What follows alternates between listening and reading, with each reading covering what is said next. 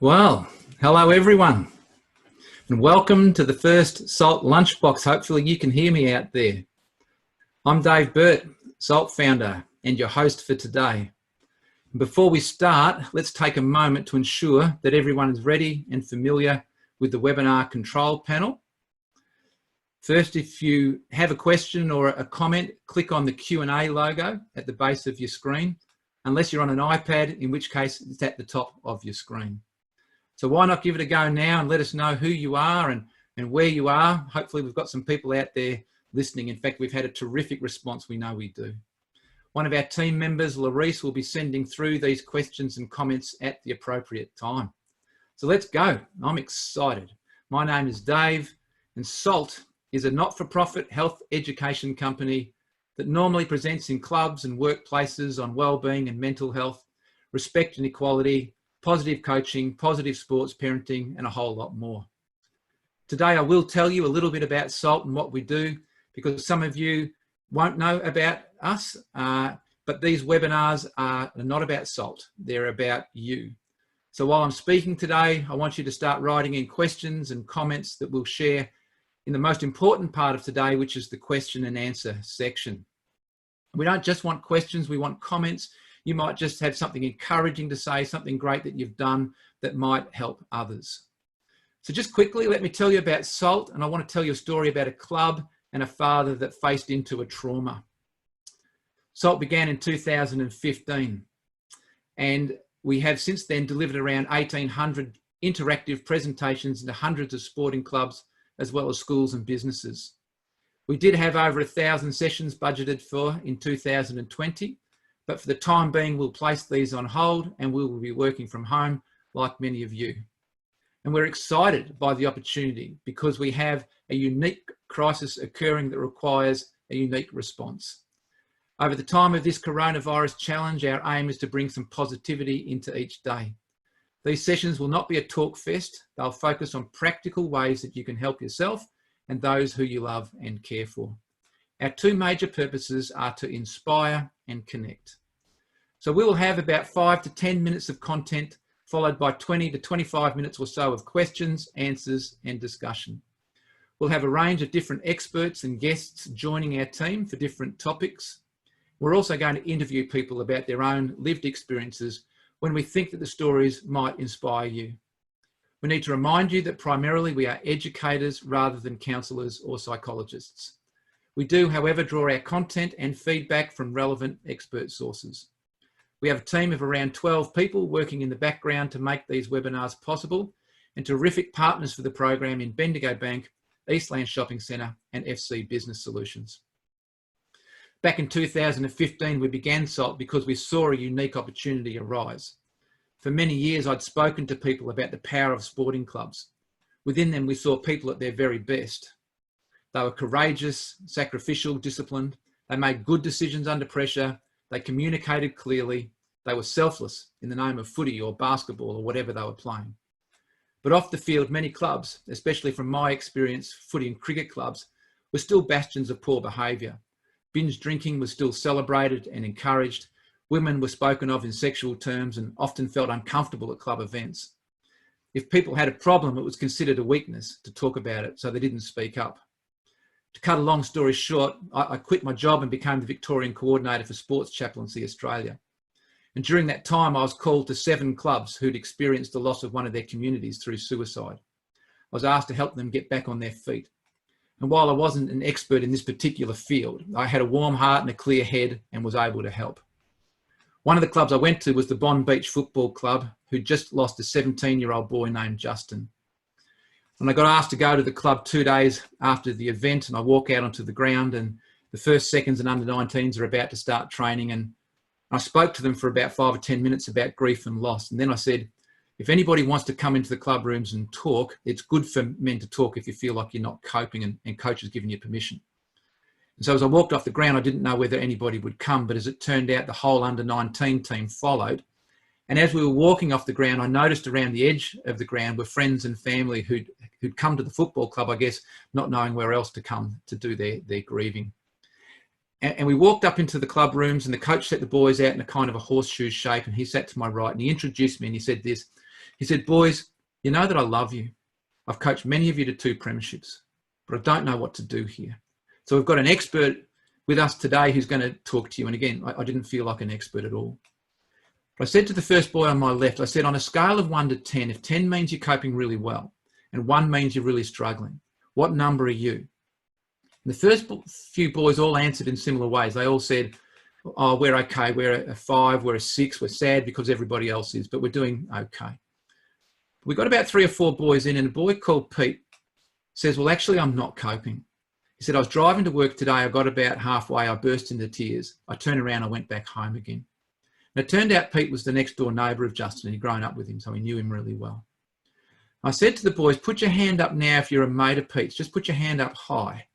And every boy immediately put their hands up. I said, now keep your hand up, but only if you're willing to go the journey with Pete. And by that, I mean you're going to check in on him. Not just tonight, but tomorrow night, next week, in a month, in 6 months' time, as is appropriate, I want you to check in.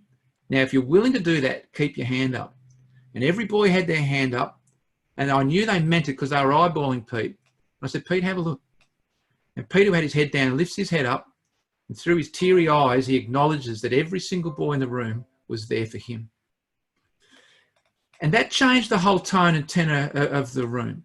After that, because of Pete, other boys started to open up as well, and they showed vulnerability, and they started to share if they weren't coping, and we started to match people who had capacity with people who had needs.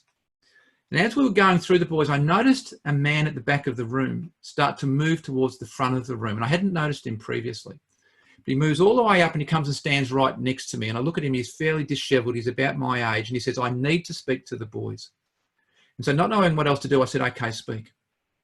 And he introduced himself, and his name was Graeme, and he was the father of Justin. I hadn't even known he was there. And he said, boys, my son was strong in so many ways, but my son was weak because he didn't talk to someone when he had a problem. And if you've got a problem, you're going to have to talk to someone. So I'm going to open my home on a Thursday night. And if you come past, I'll put on pizzas and you'll help me because you'll take the place of my son. And maybe I can help you by being another father role model in your life. Back in 2018, I went back to the Bond Beach Football Club. I invited Graeme to come with me and I interviewed him. And 4 years later, he still had his home open. Those boys were still coming into that non-judgmental space to have those conversations. Has been part of his healing journey. But getting back to the night, we finished hearing from all of the boys, and the night went a long time. Many people opened up and shared about how they were going, a whole range of issues that they were facing. But afterwards, I was speaking to Graeme, the father, and he said yesterday, the day after the incident occurred, 200 or 300 kids were rioting at the scene of the tragedy. They were throwing rocks, they were yelling, they were crying, they were graffitiing. They were out of control. The police were trying to move them on. The teachers were trying to get them back into school and they wouldn't cooperate. And so the police rang me and they said, can you come and get the kids off the tracks? And so I went up there and I said, get off the tracks because this is not what Justin would have wanted. And so they did. And then I realised there and then it was a watershed moment for me where I recognised the potential in this particular sporting club, but the potential of any connected group to go to a whole new level. And possibly in this case, it took a crisis to bring this about, but did it need to? Could we not do something proactively to get these sorts of conversations happening without there having to be a tragedy? And so we started SALT as a not-for-profit health education company. And we've seen clubs going from being resistant at the beginning to enthusiastic about their roles as value-driven, connected communities of excellence. And I feel like we now have an opportunity that it's arisen through the coronavirus. We're being challenged to see life differently. We've never experienced anything like this on such a shared global scale. And I think we need to become a little bit more like a global club. So I want to take 3 points from the Bond Beach story, and we'll give you 3 takeaway points from every one of our SALT lunchbox sessions. Firstly, the coach opened by saying, boys, you know that I love you.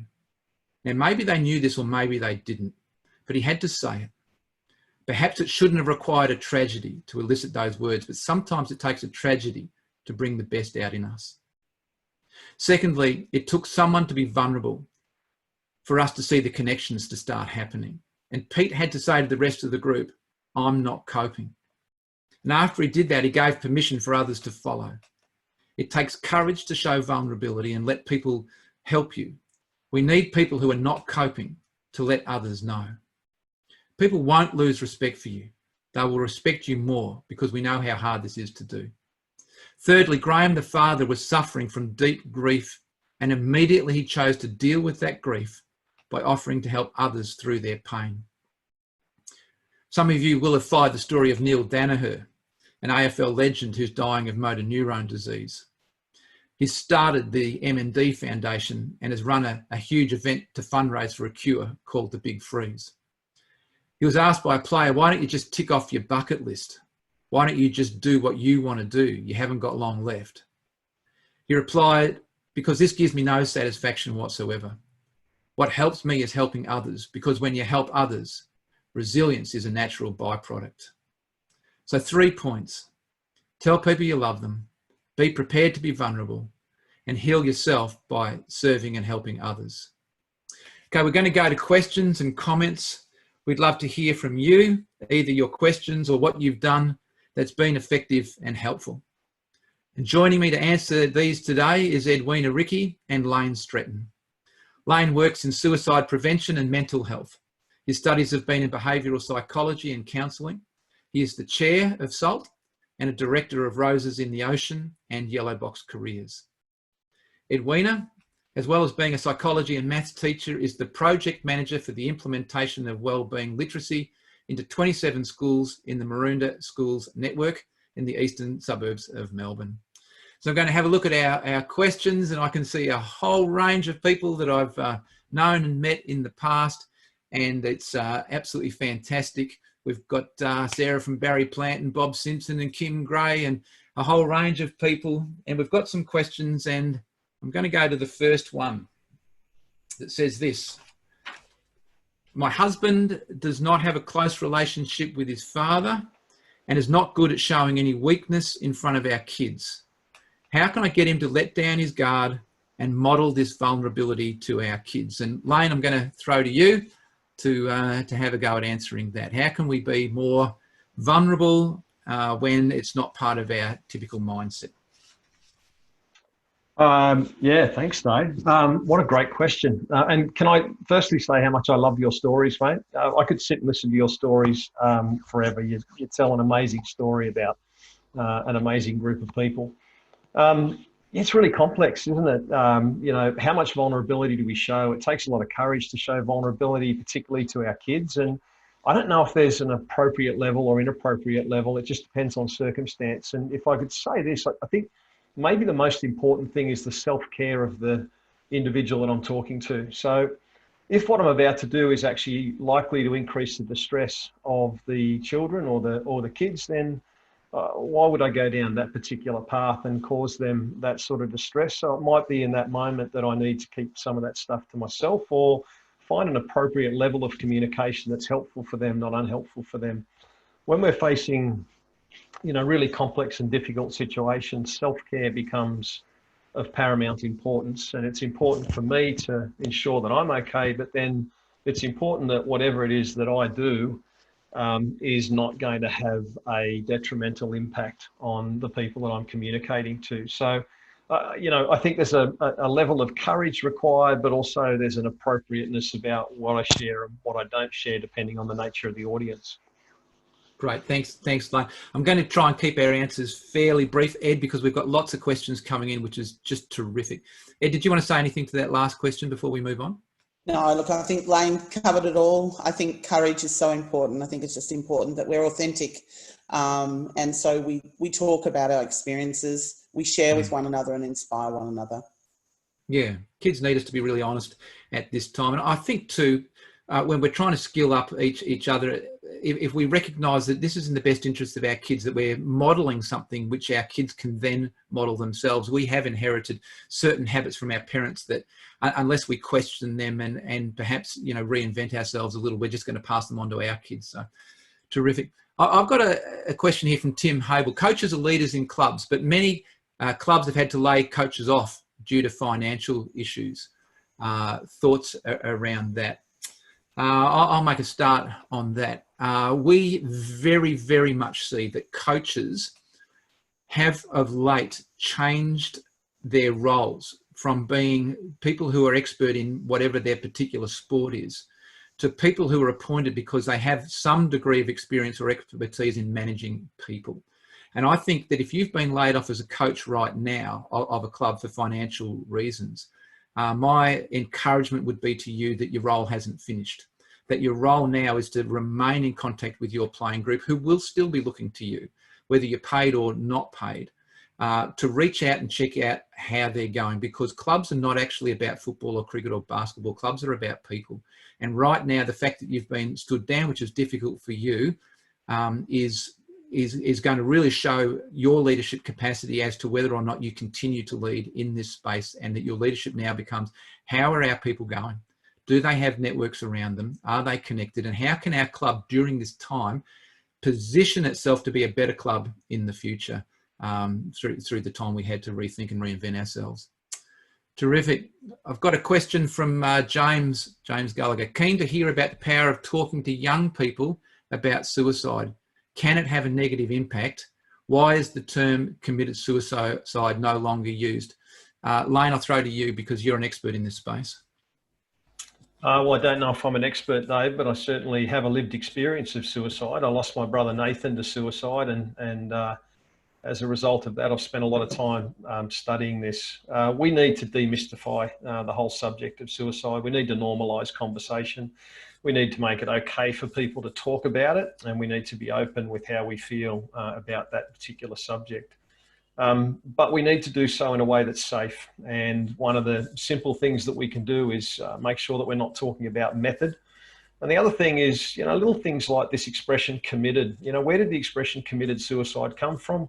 Well, originally the expression committed suicide came about because suicide was considered a crime, and also it was considered a sin. Now, it's neither a crime nor a sin, and I don't want to think of my brother as being a criminal or a sinner. And so from that perspective, using the word committed, which has such strong connotation historically, is an inappropriate way now of talking about suicide. So we've got to find other ways, like, of expressing that. Great. Thank you, Ed. I've got a question from Stuart Gilmore. I'm going to throw this one to you, Edwina. Through adversity and restriction on personal one-to-one communication, how do we best stay connected to ensure how our mates, our friends are all coping? Well, I think it's the little things, Dave, that matter. I've got a mum who's in social isolation. She's 92, in aged care and completely locked down. So, we've put an iPad in there. It may take us the whole time to get that iPad working, but, we've got to think of new ways. A friend whose mum is in aged care had a birthday party where they opened the doors and they sat back, but they were still able to have those things. I think we don't want to be limited by the challenges. We need to be creative around how we connect, that now more than ever, obviously people do want to be connected. We can't do it in the traditional ways. There's no hugs, there's no of those things that we perhaps really need, but we've got to think of creative ways of connecting. So I would just say, be really intentional around connection and how you can do that, and do it as often as you can or often as you feel you need. I think it's really interesting. I've been speaking to a lot of aged people who are finding this really difficult because they're isolated, but also they're not skilled up on technology. And I reckon one of the wonderful opportunities that we've got is if we've got kids at home who are good at technology and we're wanting to get them to help and serve others, one way that they could do that would be to teach their grandparents or any other elderly people how to have these communications through online platforms. I was teaching my mum the other day how to have a Zoom conversation, and we found that it was terrific. We could see each other, but I could also type things that she couldn't quite understand if she couldn't quite hear me properly. So I think there's terrific ways that we can, as you say, explore. And gee, wouldn't it be great even just to write letters occasionally like we used to do in the past out to people? Terrific. I've got another question. On the topic of getting kids to help, I don't know that it's typically part of our DNA to naturally, want to have that kind of heart to help others. But what are some really good things that we can get our kids to do during this time to help others. Ed, you got some answers to that? Yeah, look, I think this is a really unique time, and I would really encourage getting our kids to journal, to be able to write daily how they're feeling. And obviously this is evolving over every day, and there's constant changes happening to their environment, but getting them to appreciate the things that they do have. Actually, perhaps the 3 things that went well for us today, doing that morning and night and sitting around and sharing that as a family. But I think perhaps even as parents, if we do that too, we journal and we can share our emotions, and that comes back to that vulnerability. But I think, you know, for me, this is a significant time in history, and what a way to be thinking for the future, being able to look back on this vulnerability over time. Thanks. We've had a couple of people write in, Ines and some others, to ask how SALT is going at the moment and how we're all faring personally. Well, obviously, we were planning to do the sessions into clubs and businesses, and we had a lot booked. So far, a lot of our supporters have remained supportive, and we're very, very grateful for that, and have enabled us to be able to do things like set up this podcast. I think all of us are affected. I only found out this morning that my daughter Caitlin has the coronavirus. She's actually living in London, and you know, it's hard. And when your kids are living overseas, she's been there 4 years. You don't have that connection with them, and so we've become quite used to having her at the dinner table on an iPad. We sit her in her seat, and we have our meal, and she just joins into the conversation like everybody else. The other thing has been that, you know, she remains very, very positive. She said, I'm going to become part of the new superhuman race, and we're going to go out and fight this thing because we'll all be immune. We're actually going really, really well. We've had some new people come on board to say, can we do some stuff in their organisations with our wellbeing and mental health sessions, but do it in this way. And I think now that we're learning to do things through media, we'll probably come out of this at the end, as long as financially we come out of it at the end, which we're planning to do, in a stronger place overall. Terrific. Let me go to another question. We've got a few minutes left. I've always found it really hard to say I love you, writes one of our people. Must it be said in words, or can we just show it through actions? What about you, Lane? I'll throw to you there. Saying I love you. That coach said, boys, you know that I love you. I never used to hear men say that in the past, but I think we're getting better at it. But I'll throw to you. Yeah, well, mate, I couldn't honestly say to you that this is probably my specialty area, and I'm certainly no expert in the whole love stakes. And you know, one thing that my wife did make me read when I was first married, bless her, was I think it was called the 5 Languages of Love. And for those who are familiar with it, you know, it was probably the go-to book to read for young couples when they first got married. And what I found out from that was that her love language was physical touch. So she needed to be hugged and she needed to feel that affection, but mine was acts of service. And I don't need that physical touch, but if you do something for me, then I'm going to be enormously grateful for that, and I'm going to see that as you showing love to me. So I think love can be defined in lots of different ways, and I don't think we should get hung up on a particular way that it's expressed. We need to allow for everybody to express that love that we have for each other in lots of different ways. Terrific. I'm just seeing a lot of questions come through. We've only got 6 minutes left. We are going to stick strictly to time. I reckon, Edwina, you could have spoken about love. Oh, you're nodding your head. I'll throw to you, Edwina. Just add something to what Lane had to say. Look, I'm just so great. I'm so grateful, Lane, you brought up the languages of love. There is a book that he wrote, the teenagers and their languages of love. So people could, you know, if you really want to know, my husband is also acts of service and I'm affirmation. And so it is quite funny. And I think we could explore this even more as we go into our you know, our sessions over the weeks, because the languages of love, it's been there for a long time, but it's so relevant today. Yeah, my love language is food. So if anybody's just wondering. Our great friend Stuart Gregg from the Bendigo Bank. Tips for our Bendigo Bank staff to use if they're showing signs of being anxious during these tough times. In workplaces, Lane, what can we do to reduce anxiety and to bring that extra sense of connection and care into the workplace? I'll throw to you. Yeah, well, the first thing that we need to do is acknowledge it, and almost accept that it's a given in the work environment right now. You know, we have this way of kind of responding to people asking us how we are by saying, "Hey, I'm fine," and we usually use that expression because when we put it into perspective with other people, we generally are pretty fine.